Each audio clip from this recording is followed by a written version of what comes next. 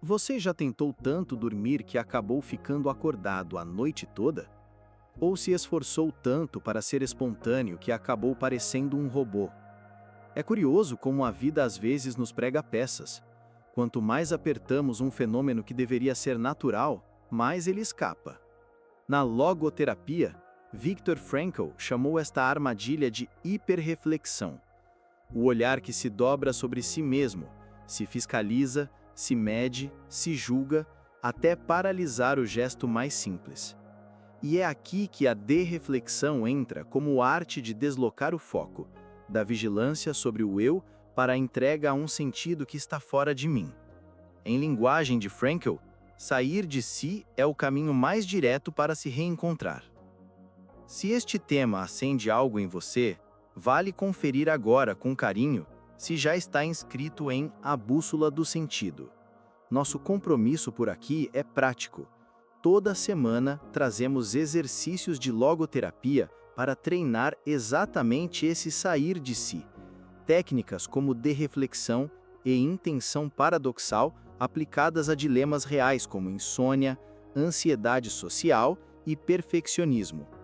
A inscrição é um gesto simples e gratuito que sustenta este espaço e sinaliza ao algoritmo que esta conversa importa para você. Em troca, a gente escuta os comentários, prioriza os temas que mais pedem e lapida cada roteiro para caber no corpo, no cotidiano e na sua busca de sentido. Se fizer sentido agora, diga um sim com esse clique e já escreve qual parte da tua vida mais sofre com o pensar demais. Trabalho, relações, corpo ou espiritualidade. Lemos tudo de verdade. Pensar demais não é por si só um defeito. A mente reflexiva é um dom humano. O problema nasce quando passamos da reflexão à hiperreflexão, quando a atenção cola no próprio funcionamento e transforma a vida em desempenho.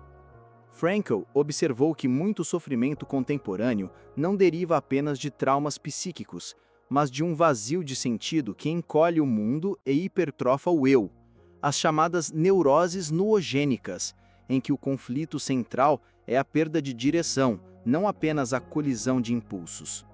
Neste estado, o sujeito se auto-observa de modo compulsivo, tentando consertar de dentro aquilo que só se harmoniza ao se dirigir para fora, para uma tarefa, uma causa, um amor, uma responsabilidade. A hiperreflexão costuma caminhar de mãos dadas com a hiperintenção, a tentativa de forçar o que só floresce quando não é forçado. Quem sofre de insônia conhece bem o círculo vicioso. Preciso dormir. Tenho que dormir. O relógio vira um juiz. O corpo se contrai e o sono foge. O mesmo ocorre com espontaneidade, desejo sexual, foco, criatividade. Quanto mais tenho que, menos acontece. Frankl mostrou que certas funções psíquicas reagem paradoxalmente ao esforço voluntário direto. A saída, então, não é apertar mais o parafuso, mas soltar a peça certa. A derreflexão foi concebida para isso: tirar o holofote do sintoma e devolvê-lo ao mundo, ao trabalho com valor, à pessoa a quem posso servir, à tarefa que pede minhas mãos aqui e agora. Quando a energia atencional deixa de alimentar a autovigilância e passa a irrigar o sentido, o organismo retoma seu ritmo espontâneo. Pense no constrangimento social. A pessoa entra numa sala e começa a se monitorar. Como estou? Estou corando? Devo parecer estranho. O corpo responde à fiscalização com mais tensão. A tensão confirma o medo. O medo reforça a vigilância. Círculo fechado. Em casos assim, Frankl combinava duas irmãs técnicas: derreflexão e intenção paradoxal. A primeira redireciona o foco. Quem precisa de mim aqui? O que posso oferecer com minha presença?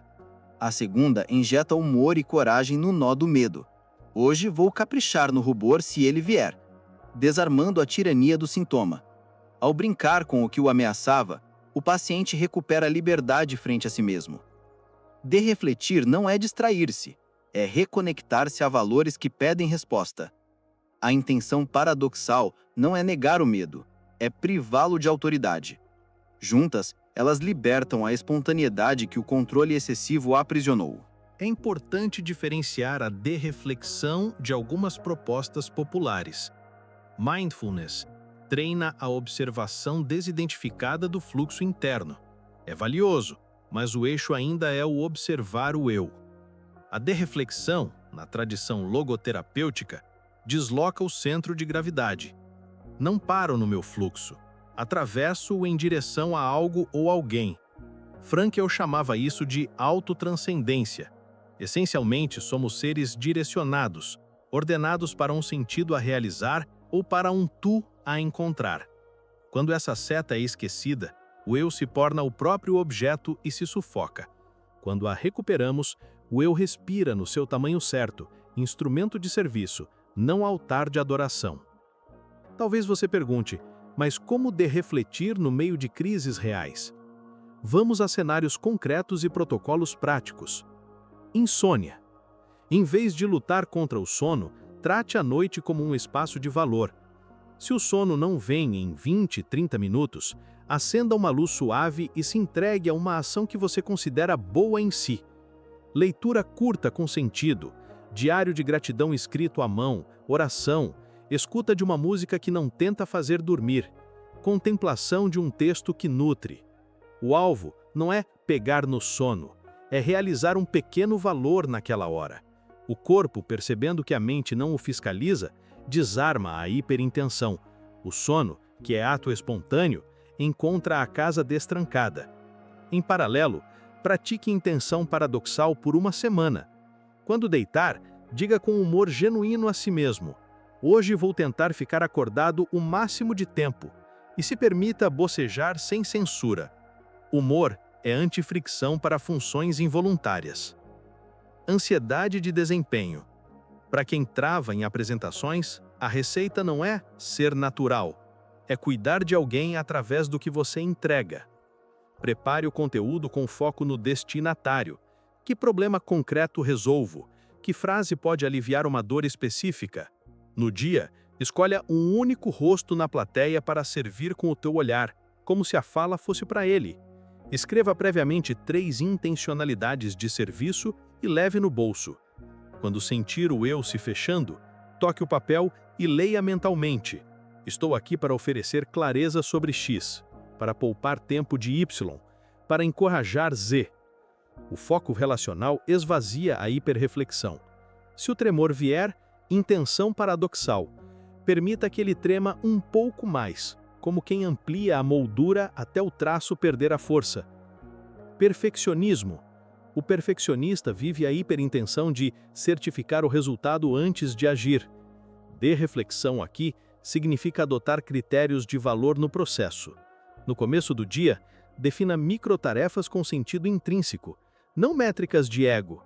Escrever um parágrafo que ajude o leitor a dar um passo, ligar para aquela pessoa para pedir perdão e reparar o que posso, entregar 45 minutos de trabalho profundo ao problema mais humano da fila. Ao fim, avalie por fidelidade ao valor, não por aplausos. Frankl lembrava que a felicidade não se persegue, se alcança como subproduto de uma vida orientada. O mesmo vale para desempenho. Intimidade e desejo. Em disfunções que pioram com autoobservação, estou funcionando, vai dar certo agora? A hiperreflexão sabota. A derreflexão convida a reconduzir o encontro para o vínculo e o cuidado. Banho juntos, massagem sem foco em resultado, conversa com curiosidade sobre o corpo do outro, compromisso de humor e ternura. A intenção paradoxal aparece na permissão explícita de falhar com elegância. O casal pactua que, se algo não corresponder, vão celebrar a tentativa e seguir conversando. O relaxamento nasce quando o encontro deixa de ser prova e volta a ser presente. Relação com o corpo e sintomas. Hipocondria, taquicardia, rubor, tremor. A receita logoterapêutica é surpreendente. Em vez de não sentir, acolha e brinque. Se o coração bater forte, que bata como tambor de escola de samba. Se eu corar, que o fique do tom do abajur. Não é ironia cruel, é restituir liberdade ao eu diante da reação corporal, rebaixando a solenidade do sintoma. Ao mesmo tempo, volte a fazer a próxima ação com valor, abrir a janela e cuidar de uma planta, lavar a louça como cuidado de casa, escrever uma mensagem de agradecimento. Pequenos atos com valor minam grandes círculos viciosos. Para que a derreflexão não vire mais um truque, ela precisa estar ancorada numa visão de pessoa.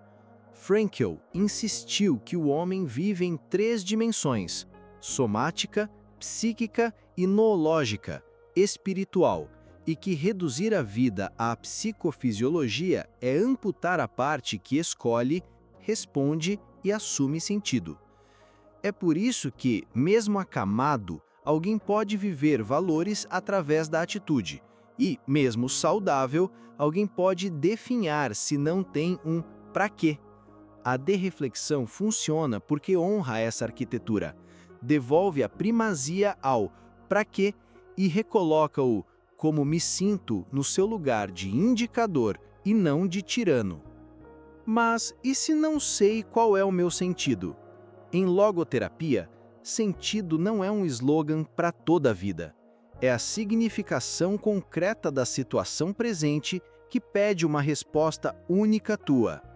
Frankl descreveu 3 vias para realizar sentido: criativa, o que fazemos e produzimos; vivencial, experiencial, o que recebemos e contemplamos, como beleza e amor; e atitudinal, a postura diante do que não podemos mudar. Derrefletir é escolher conscientemente uma dessas vias agora, em vez de perseguir uma certeza abstrata sobre o futuro. Hoje, talvez seja varrer a calçada do prédio como quem torna o trajeto de alguém mais digno. Talvez seja ligar para um amigo em luto e apenas ouvir. Talvez seja suportar com dignidade e humor a química difícil de um dia ruim. Cada resposta sim reabre o mundo e afrouxa o nó do eu. Se quiser treinar de modo estruturado, experimente um protocolo de 7 dias de derreflexão. Dia 1. Mapear o circuito. Escreva por 10 minutos. Quando a minha mente mais me vigia? Liste gatilhos, frases internas, situações. Ao final, sublinhe um padrão. Dia 2. Nomear o valor. Escolha um valor que você considera bom em si. Clareza, honestidade, cuidado, beleza, coragem, reverência. Escreva uma frase operacional. Hoje, pratico cuidado em. Dia 3. Microentrega. Realize 3 atos de 5 minutos cada, orientados por esse valor, em áreas distintas: corpo, trabalho, relação. Nada de medir resultado, apenas fidelidade ao valor. Dia 4. Intenção paradoxal. Identifique um sintoma gatilho: tremor, insônia, ruminação. Escreva uma frase humorada que o exagere levemente. Se o pensamento vier, que venha de patins. Use-a quando o loop iniciar. Dia 5. Serviço consciente. Escolha alguém para servir sem ser notado. Faça uma tarefa que poupe tempo, alivie peso, crie beleza e não anuncie. Sinta o efeito do eu em segundo plano. Dia 6. Contemplação com o objeto. Cozinhe, lave, plante, repare algo com atenção focada no objeto e no destinatário. Note como o corpo muda quando o foco não é você. Dia 7. Atitude frente ao inevitável. Pegue uma pequena contrariedade do dia e responda com um gesto de elegância, bom humor, silêncio oportuno, pedido de desculpas, paciência ativa. Registre a noite. O que se abriu quando não lutei com o que não dependia de mim? Esse treino não substitui psicoterapia quando necessária, mas tem forte caráter psicohigiênico.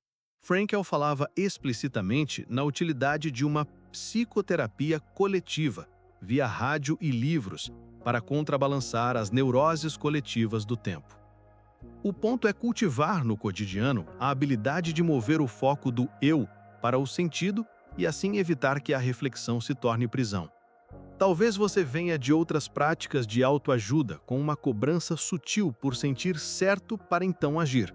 A logoterapia inverte a seta. Haja com sentido e os afetos reorganizam o que puderem. Não é insensibilidade, é sabedoria antropológica. Existe uma ordem.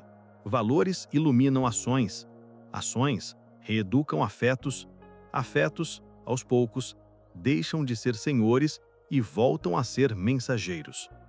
E quando a vida nos encurrala, restam sempre os valores atitudinais, a maneira como sofremos. Frankl chama de a possibilidade de dar sentido até o último suspiro. A grandeza em sofrer sem azedar, em insistir no bem quando é mais barato desistir. Um alerta carinhoso. Desreflexão não é dissociação. Não se trata de fugir de si, nem de suprimir emoções.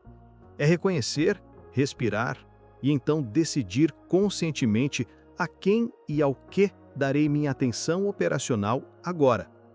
Se você está em luto, sinta o luto e, na medida do possível, cozinhe uma sopa para alguém. Se está ansioso, reconheça o aperto e responda a um e-mail que desata um nó de outra pessoa. O eu não é cancelado, é posto em relação. Esse movimento, repetido, vai afinando a consciência moral, aquela capacidade de perceber o apelo único de cada situação, tão central na análise existencial. Há quem peça provas de que trabalhar sentido ajuda. Frankl já respondia com clínica e pesquisa. Mostrar que parte relevante do sofrimento moderno é noogênico, isto é, ligado ao vazio de sentido e que, quando a vontade de sentido encontra um para quê, os sintomas perdem combustível. Na década de 1960, instrumentos como o Purpose in Life Test, PIL, começaram a quantificar esse eixo, apoiando a hipótese de que a frustração de sentido tem expressão clínica própria, as chamadas neuroses noogênicas, e que reorientação para valores melhora indicadores de bem-estar. Não é magia, é alinhar um organismo intencional à sua natureza intencional. No fundo, a desreflexão é um gesto de confiança. Confiar que há um mundo que me chama, tarefas que me esperam, pessoas que precisam daquilo que só eu posso oferecer no modo como ofereço. Quando a vida me pergunta, responder é mais curativo do que me observar respondendo. E, paradoxalmente, é nesse esquecimento de si que mais nos encontramos, porque o eu mais verdadeiro não é o que se contempla, é o que se entrega. Se esta conversa te ajudou a respirar diferente, deixa nos comentários qual cenário teu pede desreflexão com mais urgência e qual pequeno ato de valor você vai experimentar hoje. Se sentir que é o momento, inscreva-se e compartilhe este episódio com uma pessoa que vive presa no pensar demais. Talvez seja a mão de que ela precisa para atravessar a noite. Seguimos juntos, semana a semana, afinando a arte de responder ao que importa. No fim das contas, não se trata de parar de pensar. Trata-se de voltar a viver e, vivendo, permitir que o pensamento volte a ser aliado do sentido.